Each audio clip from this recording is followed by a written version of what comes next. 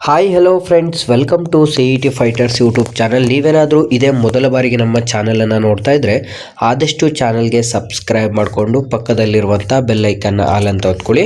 ಸ್ನೇಹಿತರೆ, ಈ ಒಂದು ವಿಡಿಯೋದಲ್ಲಿ ಕಚೇರಿ ಸಹಾಯಕ ಹುದ್ದೆಗಳು 592 ಹುದ್ದೆಗಳ ಬೃಹತ್ ಅಧಿಸೂಚನೆ ಪ್ರಕಟವಾಗಿರುತ್ತೆ. ವಿಡಿಯೋದಲ್ಲಿ ಕಂಪ್ಲೀಟ್ ಆಗಿ ನೋಟಿಫಿಕೇಶನ್ ಮುಖಾಂತರ ಮಾಹಿತಿಯನ್ನು ತಿಳಿಸ್ಕೊಡ್ತೀನಿ. ವಿಡಿಯೋನ ಸ್ಕಿಪ್ ಮಾಡದೆ ಕೊನೆವರೆಗೂ ನೋಡಿ.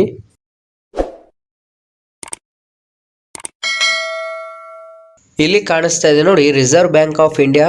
ಇಲ್ಲಿ ಖಾಲಿ ಇರುವಂಥ ಒಂದು ಆಫೀಸ್ ಅಟೆಂಡೆಂಟ್ ಹುದ್ದೆಗಳಿಗೆ ಅಧಿಸೂಚನೆಯನ್ನು ಹೊರಡಿಸಲಾಗಿರುತ್ತೆ.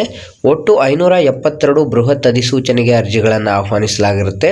ಇಲ್ಲಿ ಕಾಣಿಸ್ತಿರುವಂಥ ಒಂದು ಅಫಿಷಿಯಲ್ ಆದಂಥ ವೆಬ್ಸೈಟ್ ಲಿಂಕನ್ನು ಡಿಸ್ಕ್ರಿಪ್ಷನ್ ಬಾಕ್ಸಲ್ಲಿ ನಾನು ಕೊಟ್ಟಿರ್ತೇನೆ. ಕ್ಲಿಕ್ ಮಾಡಿಬಿಟ್ಟು ಸಂಪೂರ್ಣ ಎಲ್ಲ ಅಭ್ಯರ್ಥಿಗಳು ಯಾರೆಲ್ಲ ವಿಡಿಯೋಸ್ನ ನೋಡ್ತಾ ಇದ್ರೆ ಆನ್ಲೈನ್ ಮುಖಾಂತರ ಮಾತ್ರ ಅರ್ಜಿಗಳನ್ನು ಸಲ್ಲಿಸಬೇಕಾಗಿರುತ್ತೆ. ಹೊಸ ಅಭ್ಯರ್ಥಿಗಳು ಯಾರೆಲ್ಲ ವಿಡಿಯೋಸ್ನ ನೋಡ್ತಾ ಇದ್ದಾರೆ ಡಿಸ್ಕ್ರಿಪ್ಷನ್ ಬಾಕ್ಸಲ್ಲಿರುವಂಥ ನಮ್ಮ ಟೆಲಿಗ್ರಾಮ್ ಗ್ರೂಪ್ ಮತ್ತು ವಾಟ್ಸಪ್ ಗ್ರೂಪ್ಗಳಿಗೆ ಜಾಯ್ನ್ ಆಗಿ. ನೀವೇನಾದರೂ ಪೊಲೀಸ್ ಕಾನ್ಸ್ಟೇಬಲ್ ಮತ್ತು ಇನ್ನಿತರ ಸ್ಪರ್ಧಾತ್ಮಕ ಪರೀಕ್ಷೆಗಳ ಎಕ್ಸಾಮ್ ಪ್ರಿಪರೇಷನ್ ಮಾಡ್ಕೋತಾ ಇದ್ದರೆ ಡಿಸ್ಕ್ರಿಪ್ಷನಲ್ಲಿರುವಂಥ ನಮ್ಮ ಪೊಲೀಸ್ ಫೈಟರ್ಸ್ ಯೂಟ್ಯೂಬ್ ಚಾನಲ್ಗೆ ಸಬ್ಸ್ಕ್ರೈಬ್ ಮಾಡ್ಕೊಳ್ಳಿ. ಈ ಒಂದು ಅಧಿಸೂಚನೆಗೆ ಅರ್ಜಿಯನ್ನು ಸಲ್ಲಿಸಲು ಬಯಸುವಂಥ ಅಭ್ಯರ್ಥಿಗಳು ಆನ್ಲೈನ್ ಅರ್ಜಿ ಸಲ್ಲಿಕೆ ಪ್ರಾರಂಭವಾಗುವಂಥ ದಿನಾಂಕ ಜನವರಿ 15, 2026ರಿಂದ ಅಪ್ಲಿಕೇಶನ್ಸ್ಗಳು ಸ್ಟಾರ್ಟ್ ಆದರೆ ಫೆಬ್ರವರಿ 4, 2026 ಕೊನೆಯ ದಿನಾಂಕವಾಗಿರುತ್ತೆ. ಮತ್ತು ನಿಮ್ಮ ಒಂದು ಅರ್ಜಿ ಶುಲ್ಕವನ್ನು ಪೇ ಮಾಡಲಿಕ್ಕೆ ಕೂಡ ನಿಮಗೆ ಫೆಬ್ರವರಿ 4 ಕೊನೆಯ ದಿನಾಂಕವಾಗಿರುತ್ತೆ. ನಿಮ್ಮ ಒಂದು ಆನ್ಲೈನ್ ಎಕ್ಸಾಮಿನೇಷನ್ ಫೆಬ್ರವರಿ 28 ಮತ್ತು ಮಾರ್ಚ್ 1, 2026ರಂದು ನಡೆಸಲಾಗುತ್ತದೆ. ಈ ಒಂದು ಅಧಿಸೂಚನೆಗೆ ಅರ್ಜಿಗಳನ್ನು ಸಲ್ಲಿಸಲು ಬಯಸುವಂಥ ಅಭ್ಯರ್ಥಿಗಳಿಗೆ ಕಂಪ್ಲೀಟ್ ಆಗಿ ನಿಮಗೆ ರಿಟರ್ನ್ ಟೆಸ್ಟ್ ಅಂತಂದರೆ ಆನ್ಲೈನ್ ರಿಟರ್ನ್ ಟೆಸ್ಟನ್ನು ನೀಡಲಾಗಿರುತ್ತೆ. CBT ಟೆಸ್ಟ್ ಮೂಲಕ ಆಯ್ಕೆ ಮಾಡಿಕೊಳ್ಳಲಾಗುತ್ತದೆ. ಇಲ್ಲಿ ಖಾಲಿರುವಂಥ ಆಫೀಸ್ ಅಟೆಂಡೆಂಟ್ ಹುದ್ದೆಗಳಿಗೆ ವರ್ಗೀಕರಣವನ್ನು ನೀಡಲಾಗಿರುತ್ತೆ. ಯಾವ ಸ್ಟೇಟಲ್ಲಿ ಯಾವ ಒಂದು ಕ್ಯಾಟಗರಿಯಲ್ಲಿ ಎಷ್ಟು ಹುದ್ದೆಗಳಿದೆ ಅಂತ ಕಂಪ್ಲೀಟಾಗಿ ಮೆನ್ಷನ್ ಕೂಡ ಮಾಡಲಾಗಿರುತ್ತೆ. ಒಂದ್ಸಲ ನೀವು ಕ್ಲೀನಾಗಿ ಚೆಕ್ ಮಾಡಿಕೊಂಡು 572 ಹುದ್ದೆಗಳ ವರ್ಗೀಕರಣವನ್ನು ನೋಡಿಕೊಂಡು ನಂತರ ಅಧಿಸೂಚನೆಗೆ ಅರ್ಜಿಗಳನ್ನು ಸಲ್ಲಿಸಬೇಕಾಗಿರುತ್ತೆ. ಅರ್ಜಿ ಸಲ್ಲಿಸಲು ಬಯಸುವಂಥ ಅಭ್ಯರ್ಥಿಗಳಿಗೆ ನಿಮ್ಮ ಒಂದು ವಯಸ್ಸಿನ ಮಿತಿಯನ್ನು ನೋಡೋದಾದರೆ ಕನಿಷ್ಠ 18 ವರ್ಷದಿಂದ ಗರಿಷ್ಠ 25 ವರ್ಷದ ಒಳಗಡೆ ಇರಬೇಕಾಗತ್ತೆ.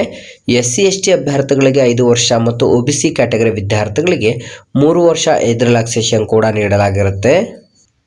ಈ ಒಂದು ಅಧಿಸೂಚನೆಗೆ ಅರ್ಜಿಗಳನ್ನು ಸಲ್ಲಿಸಲು ಅಭ್ಯರ್ಥಿಗಳು ಕಂಪ್ಲೀಟಾಗಿ ನೀವು 7ನೇ ತರಗತಿಯ ಜೊತೆಗೆ 10ನೇ ತರಗತಿಯನ್ನು ಪಾಸಾಗಿದ್ದರೆ ಸಾಕು ಅಧಿಸೂಚನೆಗೆ ಅರ್ಜಿಗಳನ್ನು ಸಲ್ಲಿಸಬಹುದು. ಅಥವಾ SSLC ಅಥವಾ ಮೆಟ್ರಿಕ್ಯುಲೇಷನ್ ಅಥವಾ ನೀವು SSLCಗೆ ಈಕ್ವಾಲೆಂಟ್ ಅಂತ ಎಜುಕೇಷನ್ ಯಾವುದನ್ನು ಮುಗಿಸಿದರೆ ಈ ಒಂದು ಅಧಿಸೂಚನೆಗೆ ಅರ್ಜಿಯನ್ನು ಸಲ್ಲಿಸಲು ಅರ್ಹರಾಗಿರ್ತಾರೆ. ನಿಮ್ಮ ಒಂದು ಎಕ್ಸಾಮ್ಸ್ಗೆ ಕೇಳಲಾಗುವಂಥ ಒಂದು ಆನ್ಲೈನ್ ಟೆಸ್ಟ್ಗೆ ಬೇಕಿರುವಂಥ ಮಲ್ಟಿಪಲ್ ಚಾಯ್ಸ್ ಆಗಿದ್ದು ಇದರಲ್ಲಿ ಟೋಟಲ್ 120 ಪ್ರಶ್ನೆಗಳಿಗೆ 120 ಮಾರ್ಕ್ಸ್ಗಳಿಗೆ ಎಕ್ಸಾಮ್ಸನ್ನು ನಡೆಸಲಾಗುತ್ತದೆ ಅಂತಲೂ ಕೂಡ ನೀಡಲಾಗಿರುತ್ತೆ. ಆಯ್ಕೆಯಾದಂಥ ಅಭ್ಯರ್ಥಿಗಳಿಗೆ ಮಾಸಿಕ ವೇತನವನ್ನು ನೋಡೋದಾದರೆ 24,250 ರೂಪಾಯಿಂದ 53,550 ರೂಪಾಯಿ ಪ್ರತಿ ತಿಂಗಳ ಒಂದು ಮಾಸಿಕ ವೇತನವನ್ನು ಕೂಡ ನಿಗದಿಪಡಿಸಲಾಗಿದೆ. ಅರ್ಜಿಯನ್ನು ಸಲ್ಲಿಸಲು ಬಯಸುವಂಥ ಅಭ್ಯರ್ಥಿಗಳಿಗೆ ಅರ್ಜಿ ಶುಲ್ಕವನ್ನು ನೋಡೋದಾದರೆ SC ST PWD ಮತ್ತು ಎಕ್ಸ್ ಸರ್ವಿಸ್ಮೆನ್ ಕ್ಯಾಂಡಿಡೇಟ್ಸ್ಗಳಿಗೆ 50 ರೂಪಾಯಿ ಪ್ಲಸ್ 18% GSTಯನ್ನು ನಿಗದಿಪಡಿಸಲಾಗಿರುತ್ತೆ.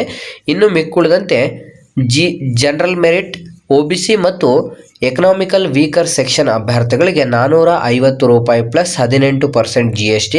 ಇನ್ನು ನೀವೇನಾದರೂ ಸ್ಟಾಫ್ ಮಕ್ಕಳಾಗಿದ್ದರೆ ನಿಮಗೆ ಯಾವುದೇ ಅರ್ಜಿ ಶುಲ್ಕ ಇರೋದಿಲ್ಲ, ಫ್ರೀ ಆಫ್ ಕಾಸ್ಟ್ನ ಮೂಲಕ ಅರ್ಜಿಗಳನ್ನು ಸಲ್ಲಿಸಬಹುದು.